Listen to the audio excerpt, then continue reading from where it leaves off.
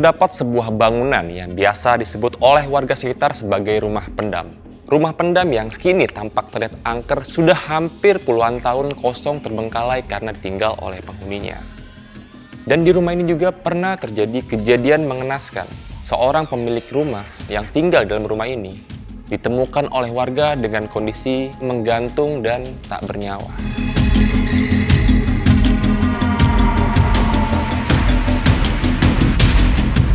Keangkeran rumah ini juga dirasakan oleh warga sekitar.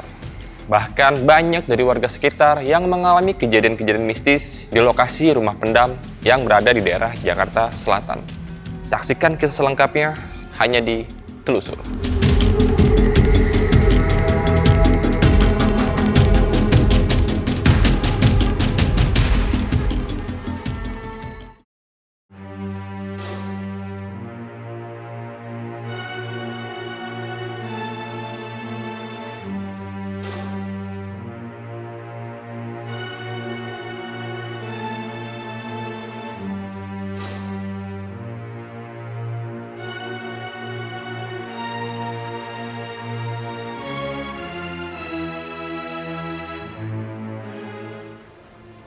Assalamualaikum warahmatullahi wabarakatuh. Waalaikumsalam warahmatullahi Dan wabarakatuh. hari ini gue sudah bersama dengan Bang Damar.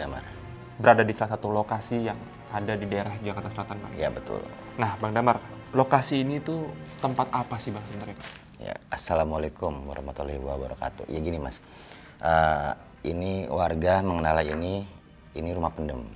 Rumah pendem. Kenapa dibilang rumah pendem? Karena kalau dari tampak luar ya, tampak luar yang Mas lihat tadi kan, tampak luar itu bangunannya itu sudah kependem, Mas. Udah ketumpuk sama tanah naik, terus sama rerumputan dan pepohonan. Jadi sekilas itu terlihat memang udah nggak kayak rumah gitu loh. Makanya dibilang sama warga sekitar itu di sini ya rumah pendem yang memang punya cerita sih. Katanya tuh ada cerita apa ya, kalau yang saya bilang tuh cerita mistis ya, cerita horornya katanya gitu. Banyak cerita dari beberapa warga yang memang ada dari tukang bakso, ya kan, sampai anak kosan dan sampai ibu tukang urut dan sampai saya pribadi. Oke. Gitu. Oke, ini gue semakin penasaran pengen dengar cerita dari Bang Damar langsung. Ya.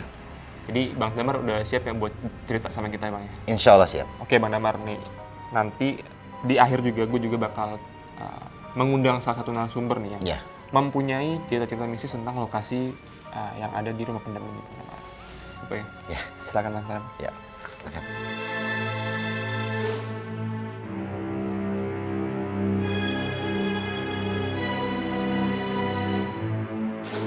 Bang, boleh diperkenalkan dirinya dulu, Bang? Ya. Assalamualaikum. Nama saya Damar Kuat. Saya tinggal di sekitar lokasi yang ada di sini dan memang mainnya lebih sering di daerah sini sih. Gitu.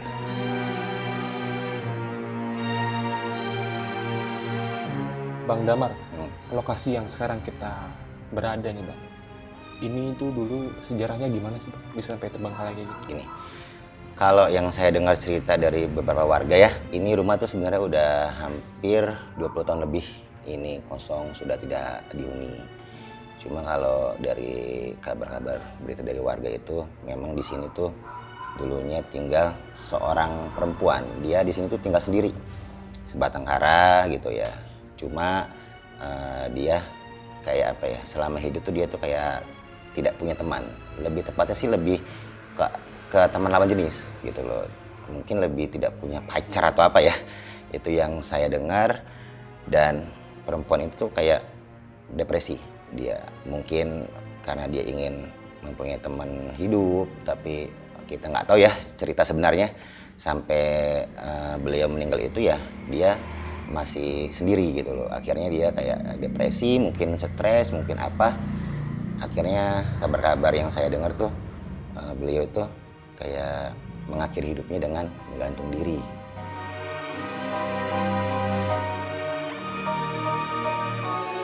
Nah, kalau tanggapan warga nih mengenai lokasi ini yang sudah terbengkalai 20 tahun lebih itu gimana, Bang? Ya udah pasti kalau untuk pandangan warga sekitar sini udah pasti ini rumah yang dibilang horor ya, angker gitu.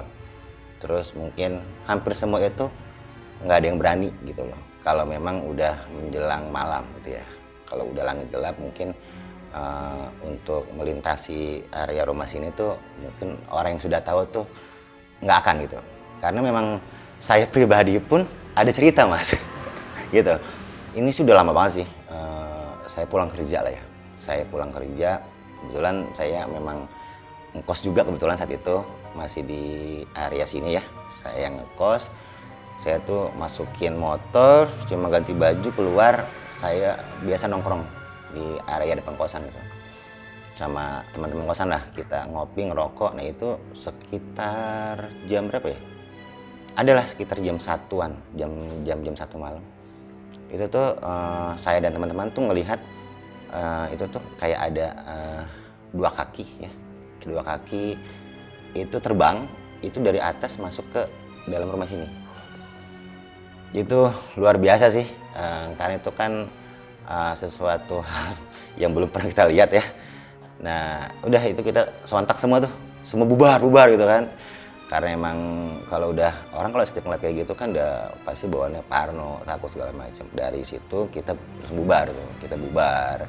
Yaudah sampai rumah, seterusnya kita ngejalanin hidup lagi tuh sempat ada cerita juga gitu loh, cerita dari beberapa warga. Katanya tuh pernah ada satu warga tuh yang memang iseng gitu ya, dia tuh minta nomor togel gitu loh, minta nomor togel sampai niat masuk ke dalam rumah ini gitu loh. Cuma histerisnya tetangga sekitar tahu karena itu orang teriak minta tolong, sampai ya pokoknya sampai minta tolong, ketakutan segala macam tuh, sampai keluar kabur itu dia bilang katanya tuh di dalam rumah ini tuh dia kayak disuruh keluar. Dia tuh diseret dari sini sampai depan gerbang sama sosok tinggi besar lah gitu loh. Nah kebetulan kalau untuk sosok tinggi besarnya ya nggak ada yang melihat kecuali si warga ini, karena mungkin dia karena niatnya kan sudah kurang bagus ya gitu loh gitu. Cuma kalau dari sekitar warga tuh sering melihat memang sosok perempuan cantik memakai gaun warna merah. Itu yang sering terlihat di rumah sini gitu.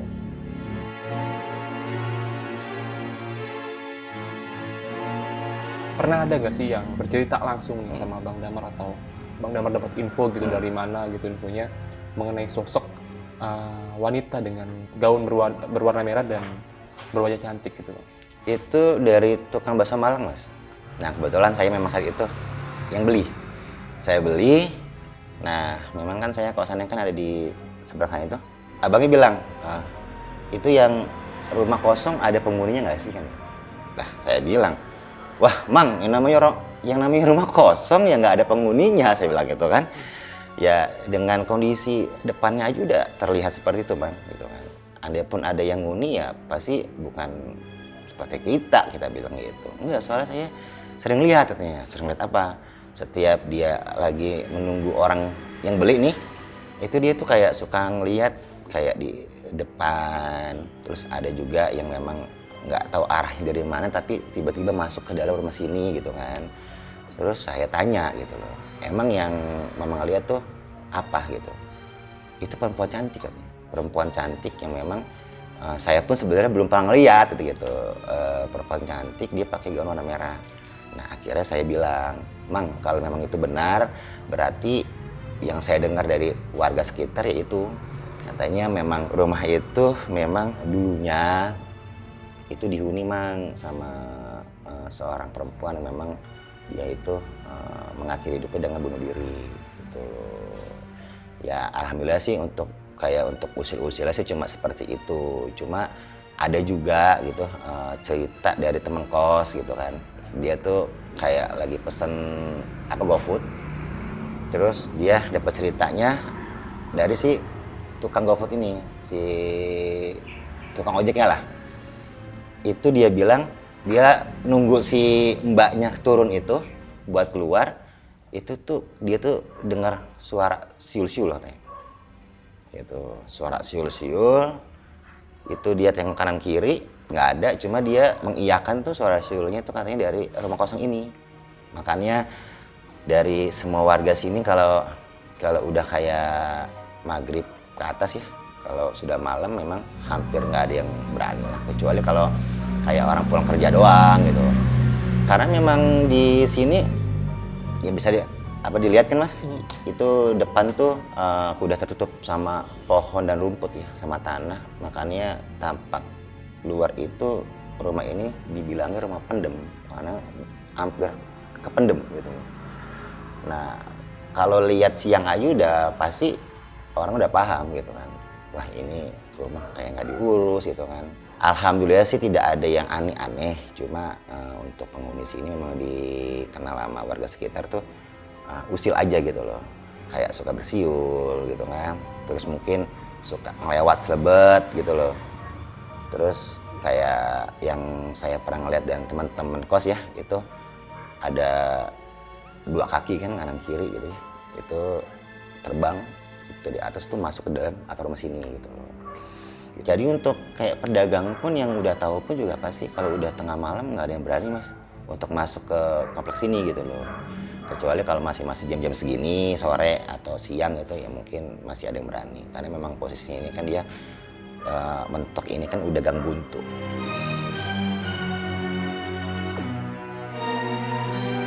Oke Bang Damar, dari lokasi ini kan kita lihat kan di sekelilingi banyak rumah-rumah ya Bang, ya. Masih padat lah ya. Pernah nggak sih dari warga sekitarnya atau sekeliling rumah ini ada yang diganggu atau diteror oleh sosok yang ada di sini Bang? Kalau untuk diganggu udah pasti ada ya. Kalau yang saya dengar tuh ada tuh setelah dari rumah sini tuh di sebelah tuh ada satu keluarga pindah gitu ya. Dia baru menempati itu rumah. Ya belum ada sebulan lah, belum ada sebulan stay tinggal di rumah sebelah itu. Itu akhirnya tuh timbul cerita dari tetangga ke tetangga gitu loh. Katanya satu keluarga yang pindahan baru itu dari ibu, bapak sampai anak-anaknya itu kayak merasa hidupnya tuh di rumah baru itu nggak tenang. Nggak tenangnya kayak semacam diteror gitu loh Mas. Diteror dalam arti tuh hampir semua itu mendapatkan mimpi gitu loh. Dan cerita mimpinya itu mimpi yang sama gitu loh. Mimpi yang sama, hadirnya sosok yang saya dengar tuh yang perempuan cantik bergaun merah, tapi di sini beliau ini kayak meminta tolong gitu loh. Nah, karena ini kejadian mimpinya bukan sekali 2 kali dan memang hampir sering. Nah, itu kan maksudnya mikirnya kan takut ke anak gitu kan. Nah, mungkin yang namanya batasan orang juga nggak ada yang sama ya. Mungkin mereka mikirnya takut ntar ada yang kenapa-napa atau apa. Akhirnya ya nggak sampai sebulan lebih lah, sebulan kurang kalau nggak salah. Itu nggak lama kok. Itu mereka langsung memutuskan tuh satu keluarga pindah lagi tuh Mas. Pindah lagi, ya mungkin tuh rumah dijual ya, karena sekarang itu kalau nggak salah tuh kayak dijadiin kayak usaha perkantoran atau apa gitu. Itu rumah gitu loh. Ya itu salah satu ceritanya sih sebenarnya sih banyak Mas. Cuma mungkin yang saya tahu itu ya cuma dari beberapa narasumber yang memang saya pernah dengar langsung gitu. Ya salah satunya tetangga rumah sini gitu loh. Itu pun saya dengarnya tuh dari teman ke teman gitu kan. Katanya tuh ada keluarga baru pindahan tuh, satu keluarga gitu. Masa semuanya sama, dikasih mimpi gitu kan. Mimpinya pun sama gitu loh. Terus endingnya kayak merasa diteror, kayak kok tiap malam mimpi ini ya. Akhirnya kan kayak bikin nggak nyaman gitu. Memutuskan pindah, nggak lama tuh prosesnya. Ya udah, itu rumah ada yang ngisi, tapi kalau nggak salah tuh kayak perkantoran gitu sih.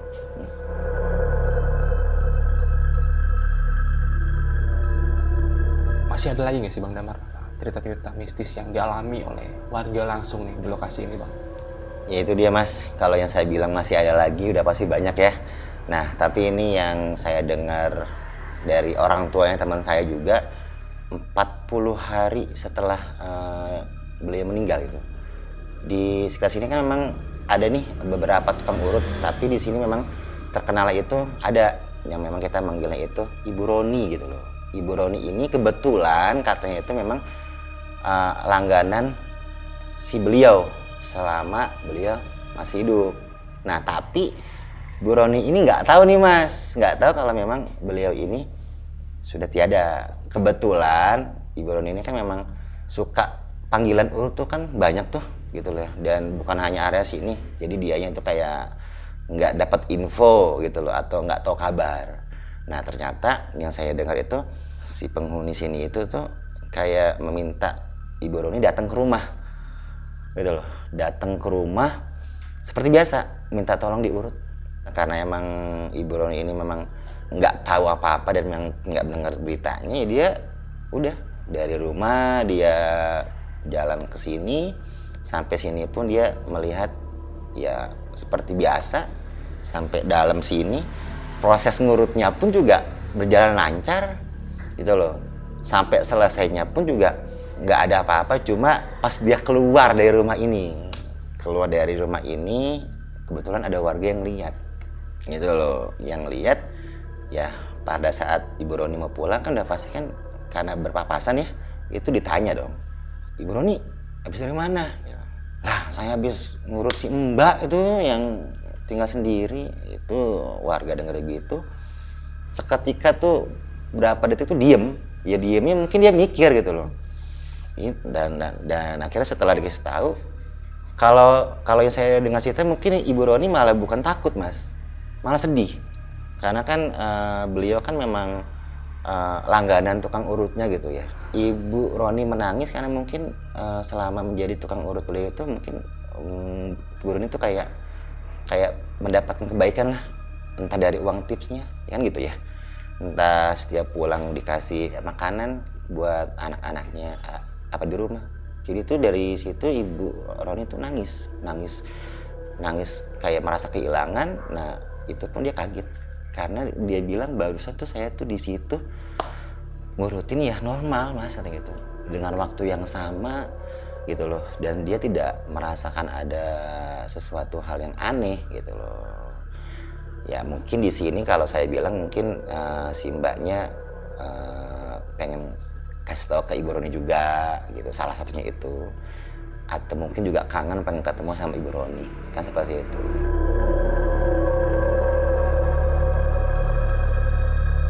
Pertama kali nih jenazah itu ditemukan dengan posisi tergantung, itu posisinya di mana? Kalau saya nggak lupa nih ya, kalau nggak salah tuh ada security atau satpam komplek gitu ya, itu mendatangi rumah sini kayak mau meminta uang iuran gitu loh, kayak menagih atau minta uang iuran, nggak tahu iuran keamanan ya atau mungkin sampah atau apa, saya kurang paham gitu. Nah di saat security ini memang udah sampai depan gerbang, dipanggil-panggil nggak ada jawaban, masuk ke dalam dia pun memberi salam, ketok pintu rumah pun nggak ada yang ngasih salam. Nah cuma di sini kan mungkin karena dia tugas dan dia ternyata melihat juga itu pintu ternyata nggak tertutup rapat. Nah dipikirnya itu mungkin penghuninya itu di dalam entah lagi santai nonton TV atau apa gitu ya, ini masuk ke dalam itu sambil dia ya manggil nama penghuni sini gitu loh. Dia panggil kok nggak ada jawaban, katanya dari pintu depan dia masuk ke ruang tamu, masuk lagi. Nah itu yang saya dengar tuh ada posisinya tuh di belakang mas, di belakang saya nih paling pojok itu ditemukanlah jenazah penghuni sini. Yang pertama kali melihat itu security komplek gitu loh, yang memang ya kita nggak tahu ya, cuma dapat kabarnya seperti itu ya, dapat ceritanya lagi memang katanya depresi, mungkin dia sendiri kesepian, nggak ada teman hidup gitu ya.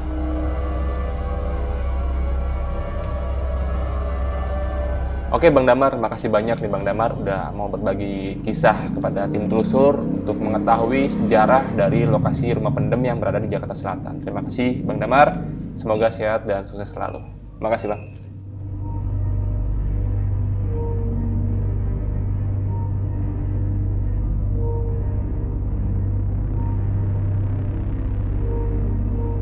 Kenalkan, nama saya Wahidin, panggilan sehari-hari Bang Bolet.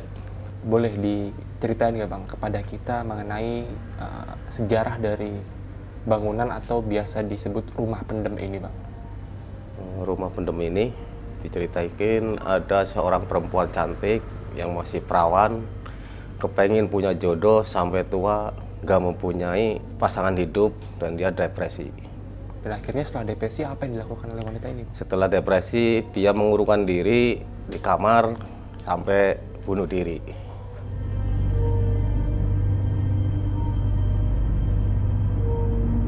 Nah, kalau untuk sosok wanita yang meninggal di rumah ini karena gantung diri, itu pada saat meninggal umurnya di usia berapa kira-kira? Di 47 tahun ke atas. 47 tahun ke atas, berarti udah lumayan tua ya? Umur ya. Lumayan berumur ya, Pak? Iya. Dan dia masih sendiri. Oke. Kalau mengenai tanggapan sekitar nih Bang, mengenai lokasi ini tuh gimana sih Bang? Lokasi di sini kata warga yang merasakan ada yang sering terganggu, sering disuitin sama orang cewek itu. Sedangkan penjaga keamanan di sini juga sering disuitin. Oke, berarti bisa dibilang lokasi ini memang angker ya Bang? Memang angker, kadang-kadang menampakkan diri, Oke. diikutin, hilang.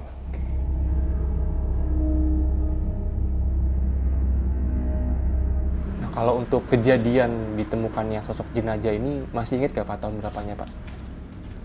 Tahun 2005. 2005 lalu ya Pak ya? Iya, Dan pada saat ditemukan Pak, jenazah itu posisinya berada di mana Pak? berada di kamar belakang. Di samping Iya. sebelah kiri saya Pak? Iya.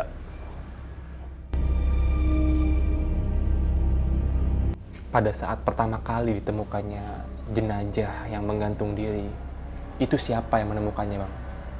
Yang menemukan petugas keamanan lagi patroli, mau minta iuran ke rumah ini, melihat pintunya kebuka separoh, akhirnya dia masuk aja, melihat di dalam seorang ibu udah gantung diri.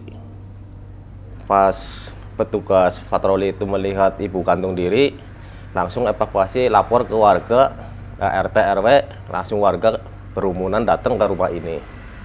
Pada masa hidupnya nih Pak, sosok yang menggantung diri ini punya keluarga nggak sih Pak di sini Pak? Dia nggak punya keluarga di sini, keluarganya di luar kota semua, jauh. Jadi saat dia meninggal, RT RW sama warga yang mengurusi ibu ini. Oh, jadi semasa hidupnya memang tinggal sendiri dan setelah meninggal, anggota keluarga juga nggak ada yang kemari ya Bang ya? Nggak ada yang datang. Dari pihak RT dan RW, inisiatif untuk memakamkannya di sini sendiri ya Pak ya? Iya, karena nggak ada pihak keluarga yang datang dan dihubunginya. Akhirnya RT warga sini memutuskan dimakamkan di sini.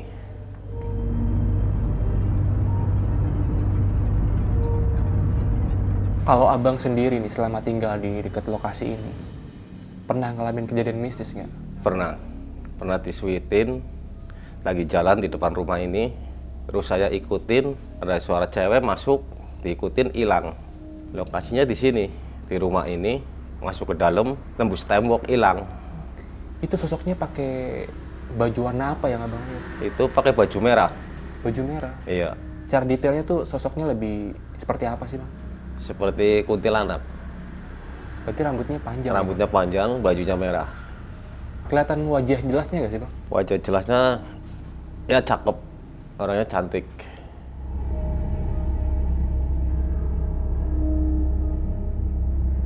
Pernah ada kejadian lain nggak sih Bang di lokasi ini Bang? Ada pernah seorang minta nomor togel di sini, beberapa orang, tapi setelah itu dia teriak-teriak dari luar, didengarin warga, masuk badannya udah pada merah bengkak, kayak diseret-seret itu. Setelah itu sama warga ditanya mau cari apa, terus dia menjawab mau cari nomor togel. Tapi setelah di dalam diseret sama seorang bayangan yang tinggi besar.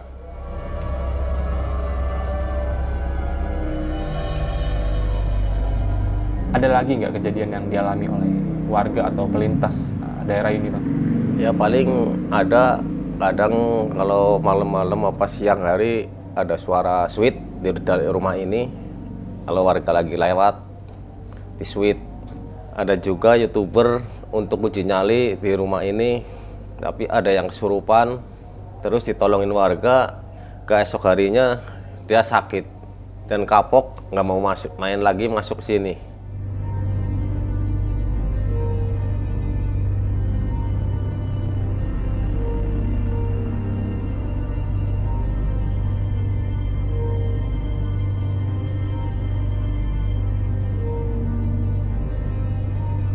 Oke, ini sekarang kita sudah berada di dalam lokasi atau biasa disebut dengan rumah pendem ya Bang? Iya. Dan kita ini sudah berada di tengah-tengah dari bangunan ini. Nah, Bang Wahid, kalau untuk kejadian Bang Wahid melihat sosok wanita dengan baju merah, itu hilangnya di sebelah mana Bang? Sebelah sini. Tembus ke sini Bang? Tembus ke tembok ini. Oh, berarti pada saat kejadian itu Bang Wahid sempat masuk ke dalam Pas juga ya? masuk ngejar ke dalam, ke pintu, langsung hilang. Oke, itu sosoknya memang berpakaian merah dengan Kan merah daster. Ini. Ya daster, merah banget. Rambutnya panjang, muka cantik. mukanya cantik. Tapi memang benar semasa hidupnya si wanita ini memiliki paras yang cantik Bang? Emang bener. Dia cantik, cuman mau berumah tangga, belum ada jodohnya, kepengin berkeluarga, belum dapat juga. Oh, seperti itu ya Bang. Makanya dia depresi dan akhirnya memutuskan untuk mengakhiri hidupnya dengan cara menggantungkan diri ya Bang? Iya, betul. Oke. Kalau mau melihat lokasi yang seru, yang serem, silakan kita cek lokasi. Di sebelah sini Bang? Iya. Silakan Bang.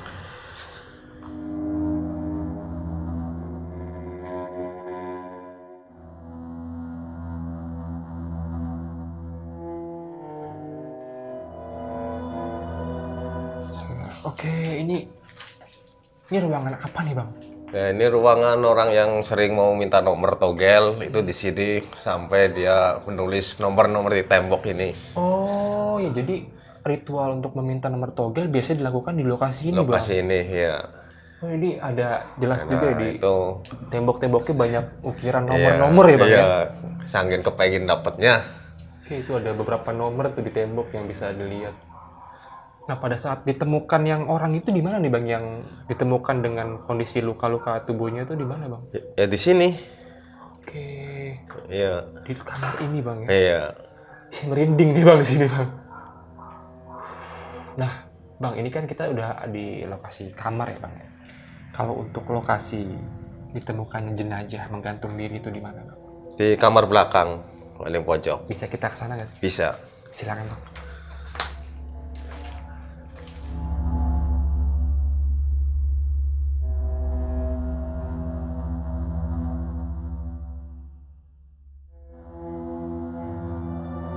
Bang Wahid, kalau untuk sosok kaki yang dilihat terbang dengan ukuran yang besar itu dilihat oleh warga di mana lokasinya Bang? Di lokasi sekitar di sini aja. Di sekitaran sini Bang? Iya.